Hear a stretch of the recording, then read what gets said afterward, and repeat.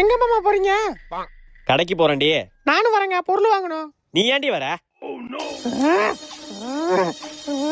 பொருள் வாங்கணும்.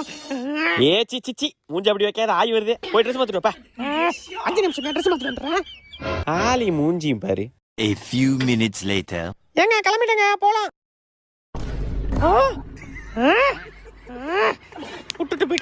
விட்டுட்டு போயிட்டான். தெரியும்டா, யாரையும் லவ் பண்றான். அடிக்கடி போன் பேசுறான்.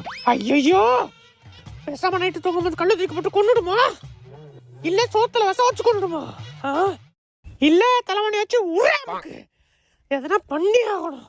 அவனை விடக்கூடாது. இதுக்கு மேல அவனை விட்டவே கூடாது. கொன்னுடுறோம்.